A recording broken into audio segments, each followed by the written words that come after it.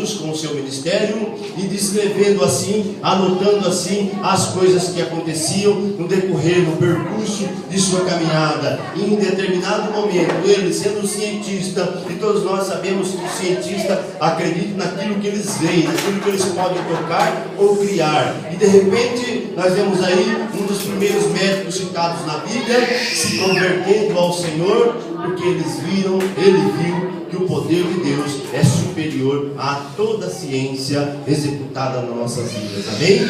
Amém. Médico amigo de Jesus, Lucas, capítulo, e é um dos evangelhos que eu mais gosto particularmente, capítulo 12, verso 54, diz assim: e dizia também à multidão: quando vedes a nuvem que vem do ocidente, logo dizei: lá vem chuva. E assim se sucede. E quando assopra o sul, dizeis: haverá calma. E assim se sucede. Hipócritas, sabeis discernir a face do céu e da terra, como não sabeis discernir este tempo? E por que não julgais também por vós mesmos o que é justo? Quando, pois, vais com teu adversário ao magistrado procurar livrar-te dele no caminho, para que não suceda que te conduza ao juiz, e assim te entregue no meirinho, e o meirinho te encerre na prisão. Digo-te que não sairás dali enquanto não pagares o derradeiro centil. Ou seja, não sairás dali enquanto não pagar a fiança. Amém? A palavra que eu tenho hoje para trazer, a palavra que Deus colocou no meu coração nesta noite, embora não pareça, mas é uma palavra de amor. Você vai me ajudar, rapaz? É uma palavra de amor, uma palavra de carinho de Deus para conosco.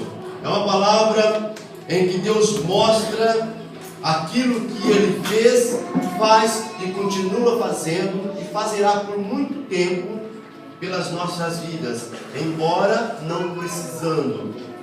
Aquilo que Deus realizou por mim e por você, desde a cruz do Calvário até hoje de manhã, quando você e eu acordamos, respiramos o primeiro ar da manhã. Alguns saíram, foram até a padaria comprar leite, pão para tomar o seu café. No meu caso, eu já acordei, quase 11 horas, e o Leandro me chamando no telefone. Amém, né, Leandro? Foi de Deus o Leandro, porque senão tinha passado reto, né? E assim vai. E outros que nem acordaram. Passou 1, 2 horas da tarde, mas mesmo assim, Deus estava de alguma forma abençoando a sua vida. Quando nós acordamos pela manhã, quando nós tomamos o nosso café, quando nós comemos o nosso almoço, tomamos o lanche da tarde, fomos dormir ontem e acordamos hoje outra vez, e assim vai. Deus está em nossas vidas em todo o momento. Mas o benefício de Deus para as nossas vidas é isso que nos torna, que nos faz diferente das outras pessoas. Porque mesmo as outras pessoas recebendo os benefícios de Deus, recebendo as bênçãos de Deus sobre a sua vida, as outras pessoas não conseguem, as pessoas que eu digo, as pessoas que estão sem Jesus lá fora, não conseguem entender, não conseguem assimilar, puxar para si e entender o que é Deus para elas. Mas nós que somos crentes, que somos cristãos, que estamos na casa do Senhor, que aprendemos e reconhecemos a palavra de Deus, nós entendemos que em todo instante, em cada momento das nossas vidas, existe um benefício de Deus para a minha vida e para a tua vida. Glória a Deus. Existe algo ou alguma coisa que Deus se prontificou a fazer por você e por mim. Aleluia. Glória a Deus. Amém. Pelo simples ato, pelo simples fato de você ter acordado hoje de manhã, enchido o seu pulmão de ar, respirado, e alguns falaram assim: puxa vida, mas já é 11 horas da manhã? Deus já te abençoou, você acordou com vida. Glória bem. a Deus. Ah, pastor, mas eu estou doente, eu estou uma doença terrível, os médicos não acham cura, os médicos não acham relação dessa doença com a ciência, e ninguém sabe me dizer o que é essa doença. Ora, meu amado, a Bíblia nos diz que algumas doenças não são para ser curadas, mas sim para a glória de Deus. Quando você começar a entender que você não é nada sem Deus e que Deus é tudo para você, as coisas começam a acontecer, que a doença vai embora, o problema sai, a dificuldade fica para trás e nós seguimos vitoriosos. Glória. Quando nós passamos a entender o objetivo da palavra de Deus, que é o quê? Ora, eu não estou na casa do Senhor pelo que Ele pode me fazer, eu estou na presença de Deus pelo que Ele é na minha vida. Quando passamos a entender isso, o mundo espiritual, as regiões celestes se abrem, a batalha que está lá cessa, a nossa oração sobe e as coisas acontecem. Glória a Deus. O milagre que tanto esperamos em nossas vidas, ele vem naturalmente, sem muito esforço, sem muita criatividade, sem precisar pular, sem precisar dar voar, sem precisar pular de karatê. Não vai precisar nada disso, porque quando Deus resolve te abençoar, é porque você acreditou que o poder dele, o amor dele é muito mais superior do que qualquer outra coisa nas nossas vidas. Glória a Deus, aleluia. Eu quero falar do amor de Deus e os sinais dos tempos. Nós temos visto muitas e muitas vezes, não é poucas vezes, as coisas acontecerem em nossa volta. Nós vemos nos noticiários, nos jornais, pai matando filho matando pai, o drogado que matou a avó por causa de R$5 por usar droga, a esposa que matou o marido porque o marido queria fazer mal para ela, o marido que bateu na mulher por uma questão ignorante. Nós vemos essas situações, até parece normal nas nossas vidas, não é verdade? Até parece normal. Nós abrimos o jornal de manhã, ou quem usa a internet para ler as notícias, lê lá, abre o site de notícias da cidade, e o que nós mais esperamos, o que nós mais procuramos ali, os nossos olhos correm mais nas notícias, policiais, de morte, morreu, bateu, sofreu acidente, dirigiu embriagado, matou o filho, a mãe morreu porque o pai matou. Essas notícias que são as mais procuradas. Os nossos olhos procuram esses tipos de notícia. É meio que normal. Às vezes nós ligamos, é muito raro, né? Eu ouvi Madalena, mas às vezes eu ligo o rádio, e o que eu mais ouço naquele noticiário é sobre esse tipo de coisa. A Bíblia fala sobre um monte de coisa, mas o que ela foca muito é na volta de Jesus Cristo. Ela está focada, principalmente no Novo Testamento, está focada falando sobre a volta de Jesus. E aí algumas pessoas, alguns fariseus, alguns religiosos da época questionavam Jesus, e até mesmo alguns crentes, alguns discípulos questionavam Jesus, como é que nós poderíamos saber sobre a volta de Jesus? E Jesus então dizia, olha, haverá muitos sinais. Nós veríamos, falou filho contra pai, pai contra filho, guerras, rumores de guerra, nós veríamos terremotos, nós veríamos tsunami. Eu acredito que está acontecendo assim, não é verdade?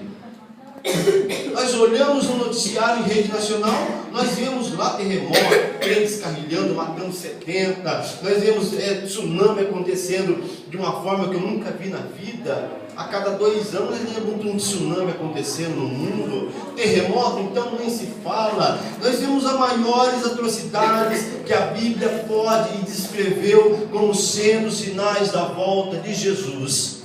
Nós vemos a Bíblia descrever. Nós olhamos para o mundo lá fora e vemos todos esses sinais acontecidos.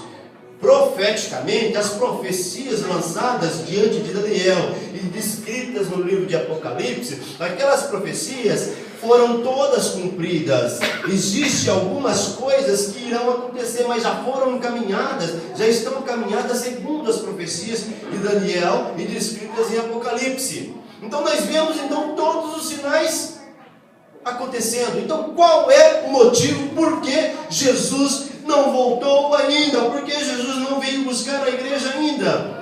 E essa pergunta, esse ponto de interrogação me acompanhou durante muito tempo. E a minha resposta mais equilibrada para mim, para o meu coração, para me acalmar, para me amansar, para saciar a minha preguiça espiritual, eu dizia assim comigo mesmo, ele não, e eu dizia para os outros também, ele não voltou ainda, talvez porque existem pessoas que não ouviram falar no nome de Jesus.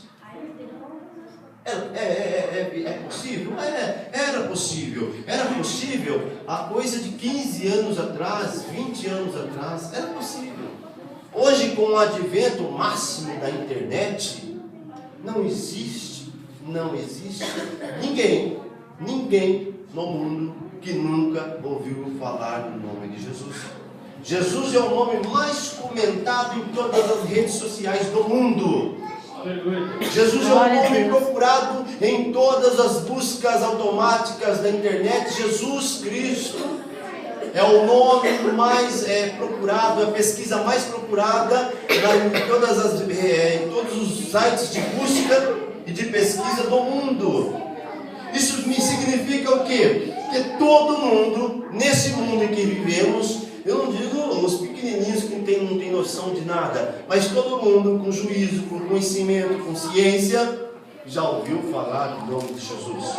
Existe uma janela chamada 10 por 40, que fica na Ásia. Essa janela lá é o quadro mundial dos muçulmanos. Lá existe a maior concentração de muçulmanos no mundo. Lá é onde que nós ouvimos falar que o pastor foi preso e vai ser condenado à morte por pregar o nome de Jesus, que a família foi assassinada na praça e foi ateado fogo na praça pública porque deixou o Corão e começou a ler a Bíblia. É lá, e acontece mesmo, viu? Acontece. Isso não é mentira, isso não é conversa, não, acontece. É lá que nós vemos as pessoas, alguns países deixando a democracia de lado, deixando o laicismo de lado e obrigando o poder, os governantes, os governamentais, obrigando ao povo a adotarem a doutrina muçulmana como regra de fé para aquele povo, para ser um patriota do país. Tem que ser muçulmano. Se não for muçulmano, eles falam que é rebelde, como existe outra palavra que fala, traidor. Eles dizem que é traidor da nação porque não é muçulmano. É lá nessa janela. Mas mesmo nessa janela, 10 por 40, onde ficam esses países, Azerbaijão, Iraque, Irã, mesmo nessa janela, tem internet, tem Bíblia, tem missionários, tem homens e mulheres de Deus pregando a palavra, tem homens e mulheres de Deus levando a palavra para aquelas pessoas. Há uns 6 meses atrás, eu conheci um rapaz e ele esteve nessa janela 10 por 40, há 5 anos atrás, e ele disse assim para mim: olha, lá é o lugar que mais se fala de Jesus no mundo. Eu falei, mas como? Ele foi explicando para mim: lá se fala muito de Jesus, porém o muçulmano, o Islã, eles fazem como se fosse uma lavagem cerebral na cabeça da pessoa, para que a pessoa rejeite e renegue a Jesus, não aceite a verdade bíblica, não aceite o sacrifício do Calvário, não aceite aquilo que Deus fez por nós lá através de Jesus, lá na cruz do Calvário. Então o Islã, eles fazem como se fosse uma lavagem, e aí os que acreditam piamente até morrem, até se matam por causa dessa verdade do Islã. E aqueles que não acreditam, que querem acreditar numa outra coisa, aí o Islã percebe que aquela pessoa está deixando então aquele pensamento, aquela coisa do muçulmano, aquela coisa do Islã. Eles percebem: se você não quer por bem, então nós vamos te ameaçar. Se você aceitar esse Jesus, nós matamos você, sua família, seus filhos, os seus netos, os seus tios, os seus primos, e assim vai. É desse jeito que acontece. Então, até mesmo lá, essas pessoas, até o pior lugar do mundo, para se falar de Jesus, já ouviram falar de Jesus. Por que então Jesus não voltou? Fica a pergunta, retorna a pergunta. E para saciar a minha preguiça espiritual, eu dava esse tipo de resposta. Nem todos ouviram falar de Jesus. Mas eu acredito que com o advento da internet, sim, todo mundo tem de alguma forma acesso ao nome de Cristo. Porém, mesmo nós aqui no Brasil, mesmo nós aqui em Araraquara, mesmo nós sendo cristãos, não temos acesso à real vontade que Deus nos determinou a fazer. Jesus Cristo, em sua vida diária, Ele nos deu várias lições, como eu e você devemos nos comportar diante da sociedade, nos comportar diante das pessoas, nos comportar diante dos problemas, principalmente os problemas alheios, aqueles problemas que não são meus. Sabe aquela famosa frase, não é problema meu? Não tenho nada a ver com isso. Com Jesus era o contrário. O problema do amigo, do irmão, do colega, daquele que estava caído, Jesus olhava, é problema meu sim.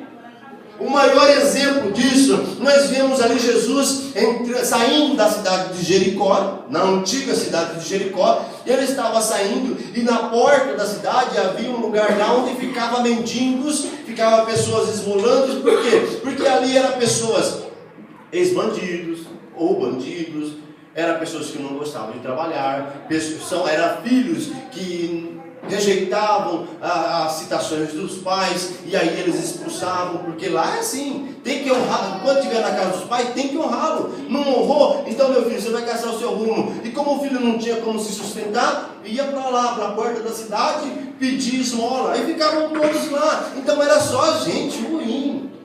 Era mais ou menos assim como eu era, viu? Mais ou menos. Só gente, cabra da peste, como diz o paraibano, né?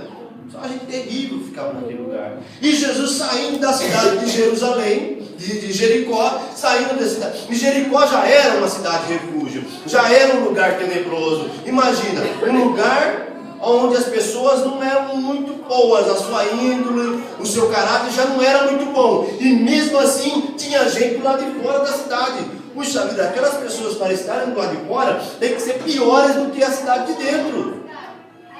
Jesus saindo da cidade de Jericó, viu ali um cego, viu ali um homem que estava cego. A Bíblia não fala há quanto tempo, se fala, não me lembro direito, está no livro de Marcos, no Evangelho de Marcos, capítulo 10. Não fala, não lembro direito, é o tempo que aquele cego que havia, não sei se a Bíblia fala, mas ali havia um cego. E Jesus se compadeceu daquele cego, teve misericórdia daquele homem, teve pena, seu coração chorou, se apertou. Ele poderia olhar, como talvez eu olho as pessoas hoje assim. Ele poderia ter olhado e falado assim, eu não tenho nada a ver com esse camarada. Talvez ele bateu nos pais dele, talvez ele matou a avó dele, talvez ele assassinou a esposa, talvez ele roubou uma velhinha lá que não tinha nada que comer. Ele foi lá, pegou um bujãozinho de gás da velhinha, o único dinheirinho que a velhinha tinha, para ir consumir, beber, usar droga. Jesus poderia ter olhado para aquele cego e pensado assim, e pensado o seguinte, olha, ele está cego ali, alguma coisa muito grave ele fez, e Deus está castigando aquele homem. Jesus poderia ter pensado dessa forma, com respeito àquele homem, mas ele não pensou assim de mim, ele não pensou assim de você, ele não pensou assim daquele cego. Ele promoveu a cura para aquele homem, e melhor, ele fala na Bíblia que além da cura, ele promoveu salvação para aquele homem. Aleluia. Quando Jesus chega, aonde Jesus chega, quando ele entra e aonde ele entra, alguma coisa de especial tem que acontecer. E o exemplo de Jesus era esse. Quando ele chegou até aquele homem, mesmo ele sendo mau, mesmo ele sendo ruim em tese, mesmo ele sendo o pior dos pecadores, mesmo ele estando numa situação difícil e delicada, ele não tinha dinheiro, ele não tinha posses, ele não tinha renda. A única coisa que ele tinha eram os seus lábios para pedir esmola. Mesmo sendo o pior dos piores, Jesus foi lá, tirou ele de onde ele estava, colocou ele de pé. Bom, salvou, amém, glória a Deus. Espera um pouquinho, meu filho, não vou só te salvar não. Tem mais coisa para te dar. Mas Senhor, eu não mereço, mas eu vou te dar. Mas Senhor, eu fui isso, eu roubei, eu matei, eu assassinei, eu traí, eu fiz coisas horríveis, eu não mereço mais nada, Senhor. Não, mas eu vou te dar. Senhor, o Senhor morreu na cruz para me salvar e a salvação já está exposta para mim. Olha, meu filho, porque você acredita e tem fé que tudo o que importa é o que eu sou na tua vida, não pelo que eu posso fazer. Então eu vou te fazer, eu vou te curar, eu vou te abençoar, eu vou te prosperar, eu vou te dar casa, eu vou te dar emprego, eu vou te dar saúde, eu vou te levantar e te fazer assentar entre os príncipes da cidade. Glória a Deus, aleluia. Ele fez assim com o cego, Bartimeu. Ele fez assim com a mulher. Quantos nós não ouvimos falar da mulher samaritana? Prostituta. Era isso, pastor? A Bíblia fala na sua história, breve história relatada na Bíblia, diz o seguinte, que ela tinha 5 maridos e o que ela estava no momento não era dela. Alguém estava sendo traído naquele momento, né? Alguma mulher estava tomando bola nas costas, como diz um amigo meu. Alguma mulher estava sendo passada para trás. Jesus foi lá, assentou-se na beira do poço, tramou uma estratégia. Essa mulher precisa, nós precisamos, eu e ela precisamos ter uma conversa de pai para filho, de salvador para servo.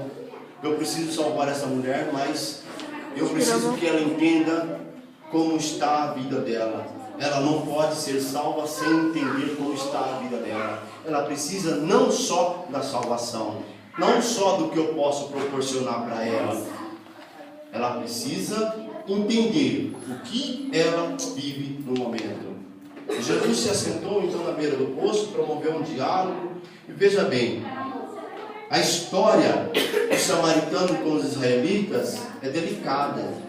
Os samaritanos não gostavam de Israel, os judeus também não gostavam dos samaritanos.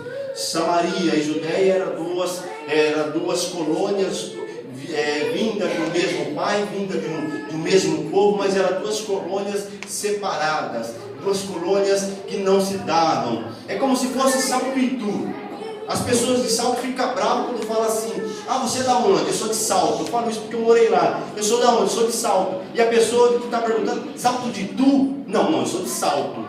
Itu é outra cidade. Sabe? Samaria e Judéia era mais ou menos a mesma coisa. Eles não aceitavam fazer parte de um outro lugar. Eles eram um povo independente. E aí, eles tinham o local dele de adoração separado, como os judeus tinham um outro local. E os judeus não aceitavam que eles adoravam a Deus naquele lugar. E Samaria, por causa disso, por eles não aceitarem, não aceitavam o que eles não aceitavam. E vivia aquela guerra durante milhares de anos. E até hoje, nós podemos ver nos jornais, nos telejornais, nas notícias, essa mesma história se repetindo. É a Palestina, é onde era a antiga Samaria, a Palestina, onde tem a faixa de Gaza, lutando contra Israel por causa do seu território. Essa guerra não é de hoje, para quem quer saber, não é de hoje, é de muitos, milhares e milhares de anos atrás. E aí Jesus chega como judeu, e naquela época tinha a cultura de que a mulher tinha que ser meio que isaura, né, meio que escrava do homem. Os homens tinham, naquela época, naquele país tinha essa cultura. Então o homem não podia conversar com uma mulher sozinho, a mulher não podia se dirigir a voz para um homem sozinho. E tinha algumas coisas que era um homem que tinha que fazer e a mulher não podia fazer. Como tirar a água do poço? Jesus se assentou no poço, armou uma estratégia para que os seus discípulos fossem até um outro lugar, para que não vissem aquela conversa, porque se eles vissem aquela conversa, talvez se escandalizariam, talvez ficariam escandalizados pela atitude de Jesus, para sentar, conversar com uma mulher samaritana, uma prostituta conhecida, uma mulher e ainda samaritana. Talvez os discípulos eles não entenderiam, mas Jesus como me entendeu e entende você, não se preocupou com isso. Ele resguardou os seus discípulos. Olha, vocês vão em tal lugar comprar tal coisa, depois a gente se encontra.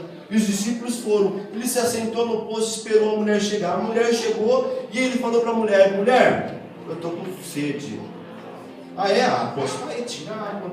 Não, mulher, eu quero um copo d'água. Você pode me dar um copo d'água? A mulher logo espinou, né? Logo se armou em defesa. Peraí, você é judeu, é homem, como que o senhor vem pedir água para mim? Está vendo que eu sou mulher? E aqui nesse poço só vem homens tirar água. É a nossa cultura, é os homens que têm que fazer esse serviço pesado, não é a mulher. O senhor não está vendo que eu estou tirando água? Por quê? Porque a minha vida não é boa. Eu não sou tão corretinho assim. Como que o senhor pede água para mim? E Jesus, olhando bem para ela, sabendo do coração e sabendo o que ele ia e poderia fazer por aquela mulher, falou assim: mulher, se você soubesse e entendesse quem é o que te pede água, você não me daria esse tipo de resposta. Você pediria água para mim e eu te daria uma água, que essa água mata toda a sede e você nunca mais terá sede. Sabe por quê? Porque a água que eu vou te dar salta da fonte, é a fonte da vida e nunca cessa, você nunca vai ter sede. Verdade? Que água é essa? Espera um pouquinho. Jesus estava falando uma coisa tão maravilhosa para a mulher e a mulher não caiu na ficha ainda, não caiu, né? Sobre o tempo da ficha. Não tem mais. Não caiu lá nos créditos do cartão lá. Que água é essa? Eu quero dessa água. Então faz o seguinte, então, já que você quer essa água, a mulher não caiu em si. E Jesus precisou dar uma forçada. Às vezes, eu falo agora como pastor, a gente senta para conversar com alguém e começa a conversar, e a gente percebe, puxa vida, com conhecimento prático, né, pastor? A gente sabe quando a pessoa está querendo se defender. Tudo que a gente fala, a pessoa justifica, sabe? Não fica em saia justa, tem uma saída pela tangente. Lembra o leão da montanha? Saída não sei o que pela esquerda, saída não sei o que pela direita. E a gente conversa com as pessoas, e essas pessoas parecem o leão da montanha, sabe? Como essa mulher samaritana. Saída, eu esqueci a frase que ele usava, mas saída não sei o que pela esquerda, saída não sei o que pela direita, não sei. A pessoa assim fica se esquivando do assunto, parecendo o Anderson Silva, né? Mas tem hora que ele toma um golpe e cai. E aí a gente, como pastor, a gente passa a ficar treinado com esse tipo de atitude. E aquela mulher estava tomando esse tipo de atitude. E aí a gente entende quando a pessoa está querendo se ficar. Aí, o que acontece? A gente precisa dar uma palavra mais forte para a pessoa. Dá um chega para lá, um chacoalhão, para a pessoa dar uma chocada. Meu Deus, ele sabe. Meu Deus, é agora. Aí a pessoa não tem outra alternativa senão falar, senão abrir o jogo.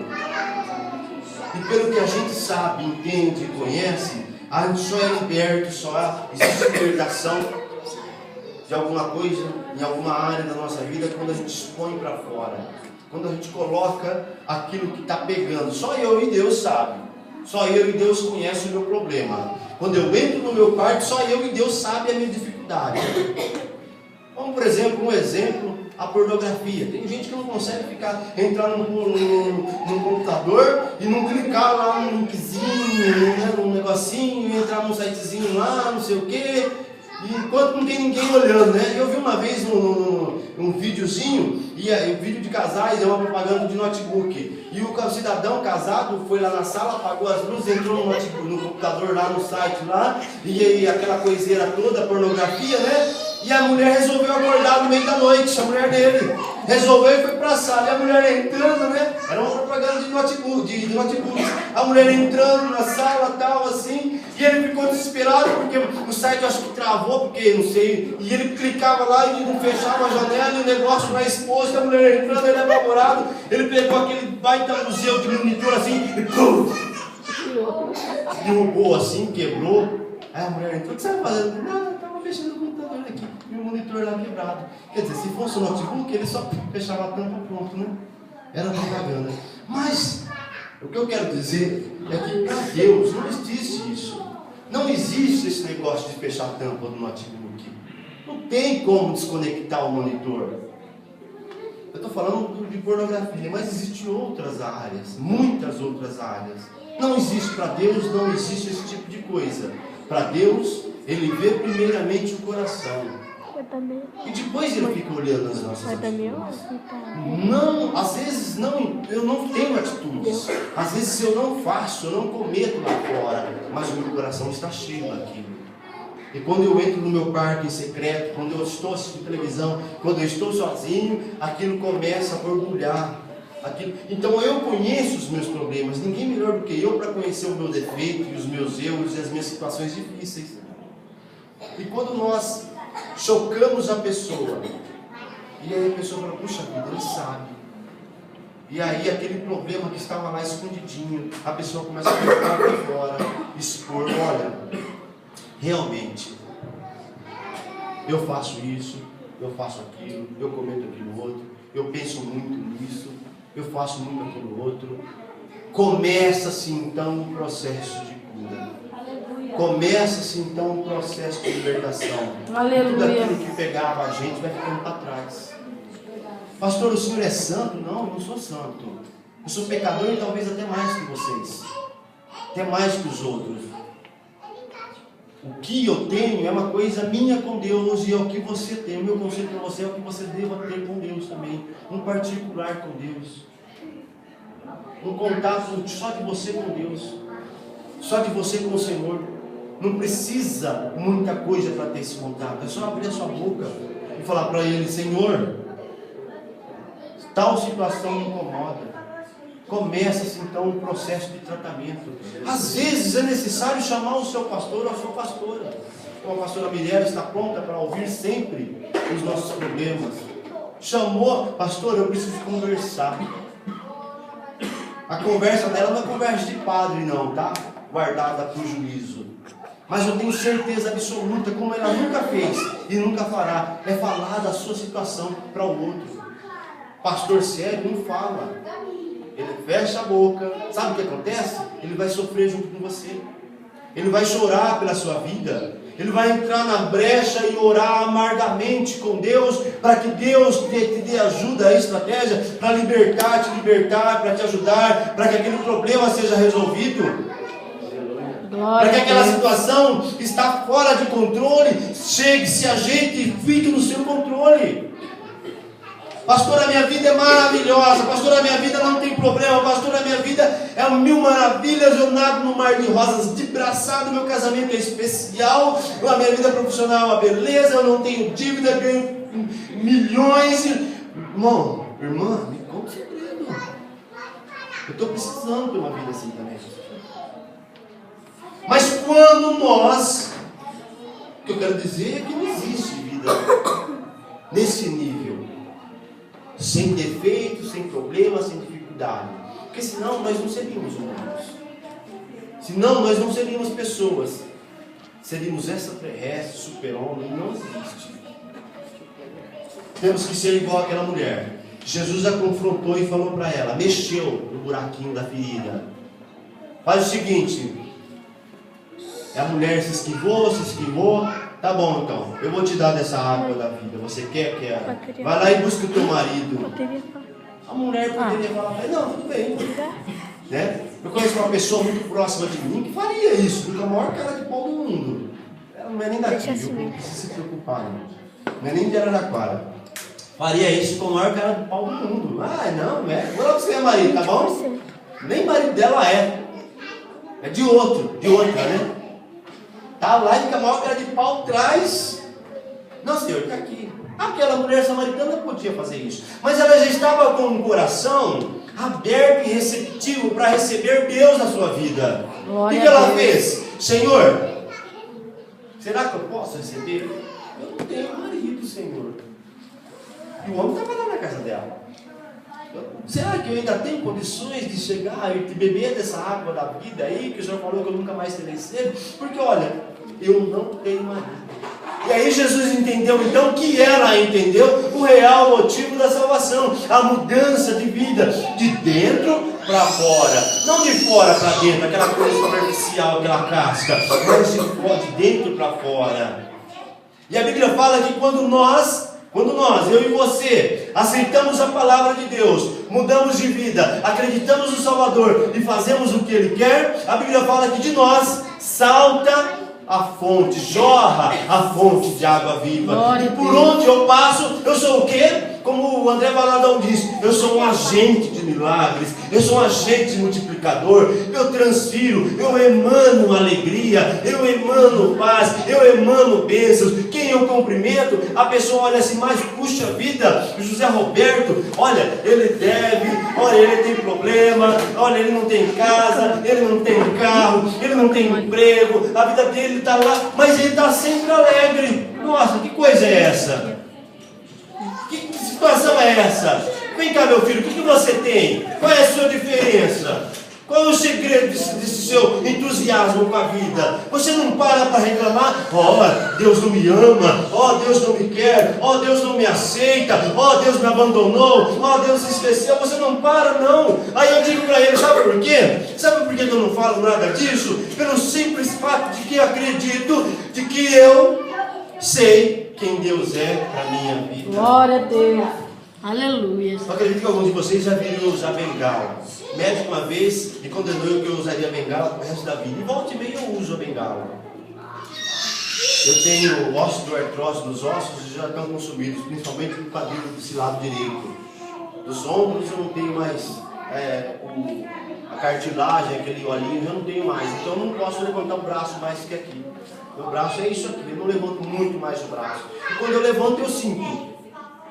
E aí, às vezes eu estou de bengala, estou na igreja, estou no culto, e eu já fui pregar de bengala. E aí eu oro pela pessoa, e alguém teve a cara de pau, a coragem de chegar para mim e falar assim para mim: pastor, eu já vi o senhor orar e pessoas serem curadas. Eu já vi o senhor orar por pessoas pela bênção. Por que o senhor está de muleta? Por que você está de bengala? Por que você está de bengala? Por que você está vivendo desse jeito? Está em pecado? Tipo, eu não falou, né? Mas eu pensei que ele queria falar: está em pecado, situação tão difícil. Eu simplesmente resolvi para ele, respondi para ele da seguinte forma: olha, eu sou como o apóstolo Paulo foi. O apóstolo Paulo insere uma citação da Bíblia, uma citação em uma das cartas dele, ele disse assim: olha, eu sei comer uma mesa farta, mas também sei comer um pão. Estou deixando bem claro para a gente entender. Sei comer uma mesa farta, com carne, churrasco, macarronada, arroz, uma pimentinha brava, né, pastor? Sei comer tudo isso, aquela maravilha. Mas também sei comer um pão duro. Sei deitar numa cama, tem um box do último modelo, aquela coisa que a gente deita, não dá 5 segundos, já estou... não consegue falar mais nada, já está dormindo ali, tão gostosa que é a cama, né? Quando acorda de manhã, a vontade é que mas tem umas 10 horas para ficar naquela cama gostosa. E o apóstolo Paulo falou: olha, eu sei deitar nesse tipo de cama, sei dormir e me aconchegar nesse tipo de cama, mas também sei deitar no chão duro. Eu sei viver em liberdade como vocês, eu sei viver por aí afora nas mil maravilhas, mas também sei viver encarcerado. E eu completei para a pessoa: e eu sei viver com a minha saúde plena e maravilhosa, mas também sei viver com a minha saúde abalada. Mas nada disso me afastará do amor de Deus. Aleluia, Jesus. Eu posso andar de bengala, eu posso andar de carro velho, eu posso andar de bicicleta, eu posso andar a pé, eu posso não ter emprego, o meu emprego pode ser massacrante, eu posso viver uma vida difícil, eu posso estar numa situação difícil, eu posso dormir no chão duro, talvez eu não tenha dinheiro para comprar carne todos os dias, eu como arroz e ovo, e talvez uma saladinha, não tem problema. A Bíblia me manda eu dar graças em tudo, e em tudo eu dou graças, porque eu sei quem Deus é para a minha vida, e a Bíblia me revela um segredo, a Bíblia me revela que o meu descanso, a minha alegria, as benevolências maiores de Deus não estão reservados para a minha vida aqui não. Embora Deus dê para algumas pessoas a prosperidade financeira e material, que não é pecado, é bênção de Deus, mas porém, se Deus não me dar essas benevolências, eu vou seguir caminhando nessa luta, nessa briga constante, porque o meu alvo é o céu, e para o céu eu irei, e lá eu vou desfrutar, e lá eu vou me alegrar, porque o Senhor assim me disse, e eu acredito. Aleluia. Oh, glória a Deus, aleluia. Quando as coisas acontecem na nossa vida, vou acabar aqui, viu, pastora? Vou acabar aqui já, pastor. quando as coisas acontecem na minha vida, quando as coisas acontecem na minha vida espiritual, quando as coisas acontecem na minha vida emocional. Jesus é maravilhoso, Jesus é lindo, Jesus é poderoso, Jesus não me deixa na mão. Mas talvez eu chegue no emprego amanhã cedo, eu chego lá no meu setor, na minha seção, eu chego lá no meu lugar de trabalho, e de repente, na primeira hora de manhã, aparece o enviado do diabo, do cão, dos infernos lá, me maltrata, e a primeira coisa que eu faço é me virar contra aquela pessoa, me revolto de tal maneira que o céu passou longe da minha cabeça, que o céu nem existe na minha cabeça. A minha vontade é pegar aquela pessoa, enforcar de pouquinho para ela ir perder no ar e ir sofrendo a cada segundo. Para me demonstrar a minha raiva para aquela pessoa. Eu só estou iludindo a história.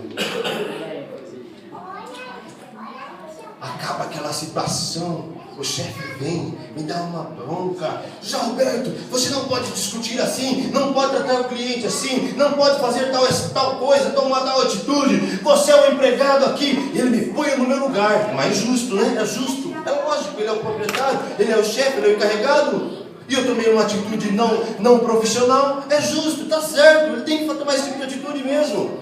Ele me coloca no meu lugar e eu vou me apequenando.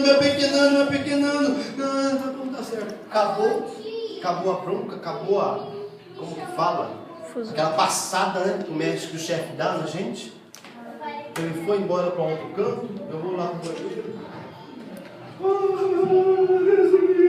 que eu sou branco assim, meu Deus do céu? Por que eu estou sofrendo tanto assim? Por que eu passo por tudo isso? Por que tudo isso está acontecendo na minha vida? Por que o Senhor não muda a minha história? Meu amado, minha amada, talvez isso não aconteça aqui com vocês. Eu quero crer com toda a certeza do mundo que não aconteça mesmo.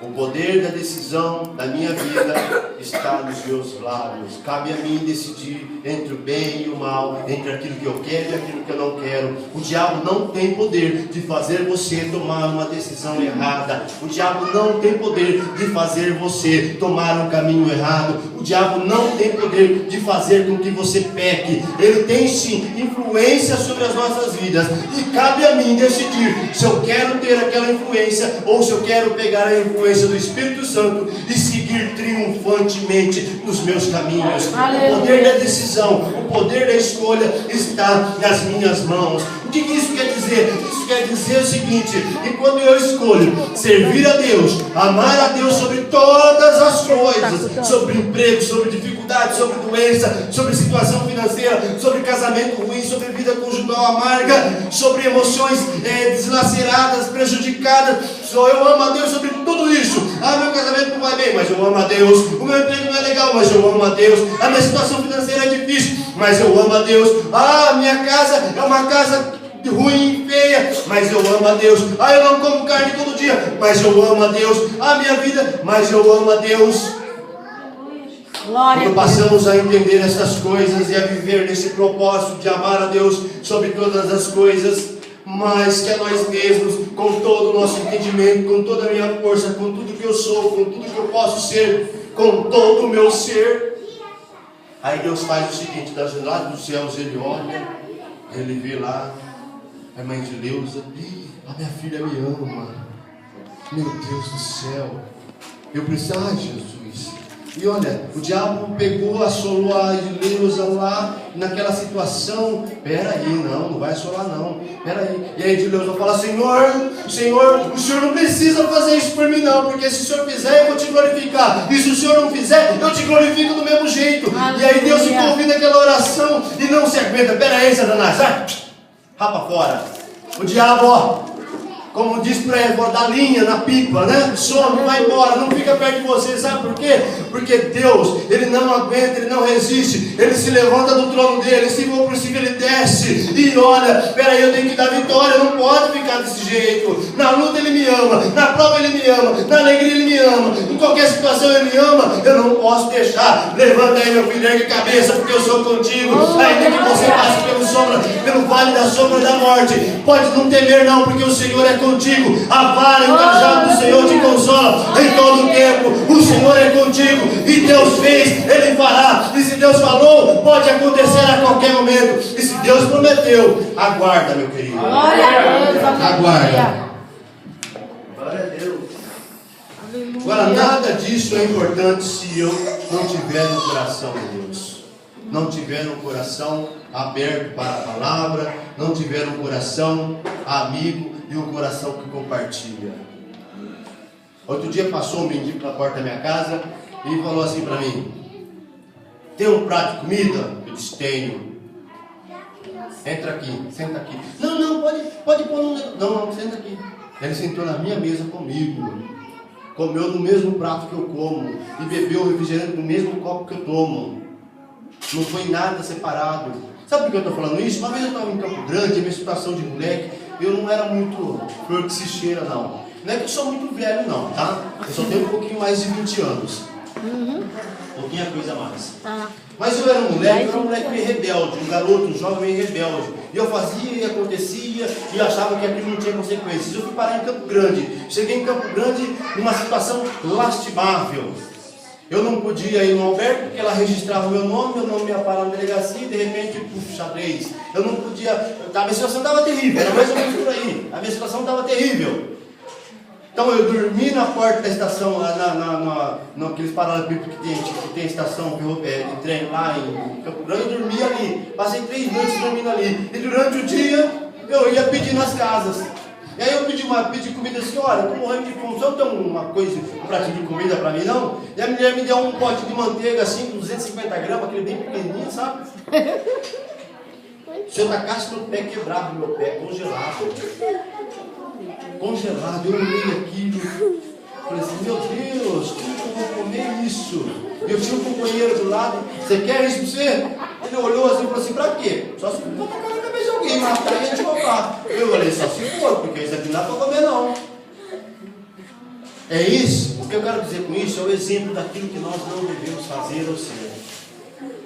Aquela mulher talvez se glorificou em algum momento, falou assim: eu fiz alguma coisa por alguém que não precisava. Fez mesmo? Minha pergunta é: fez mesmo? E hoje, se alguém bater na minha porta, será que eu não vou fazer igual? Não. A Bíblia fala que quando Jesus voltar, nos finais dos tempos, antes disso Ele vai provar a minha e a tua fé. Talvez Ele bata na minha e na tua porta como um mendigo.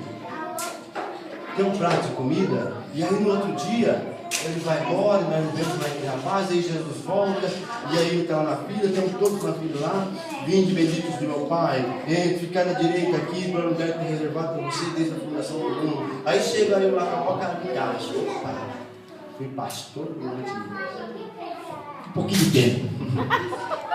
Nossa, maravilha, né? Agora eu vou pegar, se aqueles lá já foi chamado de bendito, imagina eu, vou chamar de subdeus, né? Semideus.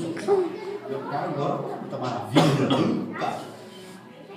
Afastai-vos de mim, maldito, porque eu não vos conheço. Oh, Jesus!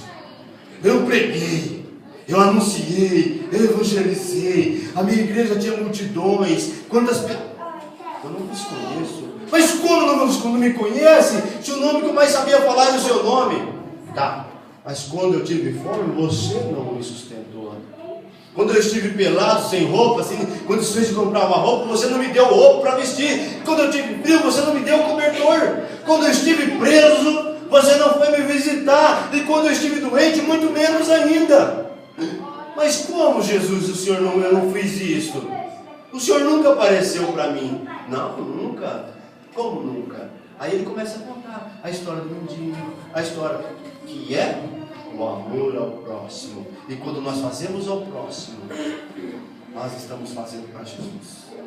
Glória a Deus. Quando todos nós, cristãos, começarmos quanto antes começarmos a entender que nós estamos fazendo para o próximo, bondade, caridade, compartilhando, ajudando, tendo mão aberta, liberando bênçãos sobre a vida da pessoa, não importando com aquilo que vai acontecer comigo, liberando bênçãos sobre a vida do meu próximo, não importando o que está comigo. Eu abençoei um rapaz uma vez. Olha, o rapaz não tinha nada na casa dele, mas nada.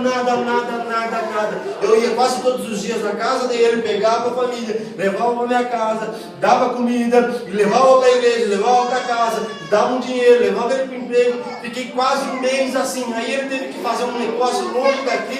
Eu emprestei o dinheiro para ele foi embora. E eu fiquei cuidando da esposa e da filha por um bom tempo. E o rapaz, numa situação lastimável, ganhava um salário mínimo. Sabe quanto o camarada ganha hoje? 7 mil reais. Eu fico falando assim, rapaz, agora está na hora de você me abençoar, né? Mas é brincadeira. Eu não ganho isso. E eu fico olhando para ele e falo assim, amém e amém. Sabe por quê? Eu não fiz com interesse de retorno.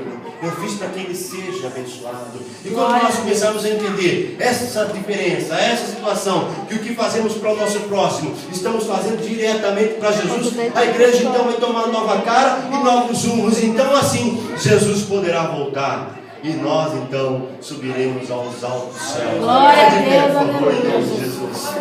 Glória a Deus. Aleluia. Eu quero ir para o céu. Você também quer ir para o céu.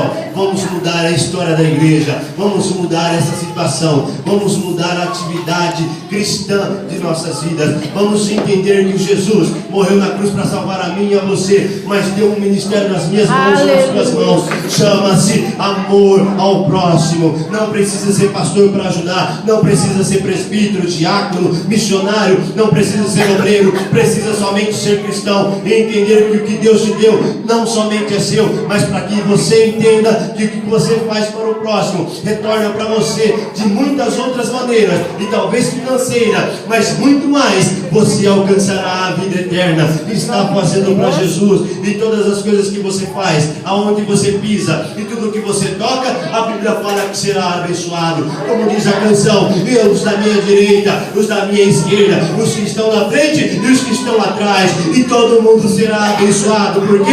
Porque a presença do Senhor está na tua vida, a presença do Senhor é na tua casa, a presença do Senhor te acompanha, a presença do Senhor está constantemente nos teus passos, e não importa o que o mundo fala lá fora, não importa o que o diabo lance nos teus ouvidos, o que mais importa é que o Espírito Santo de Deus te conduz em todos os teus passos. Você pode dar glória a Deus? Feche os seus olhos agora, vamos orar em nome de Jesus. Pode orar e agradeça a Deus pelo que Ele fez e pelo que Ele faz. Em nome do Senhor Jesus, nós te honramos. Aleluia. Oh, glória a Deus.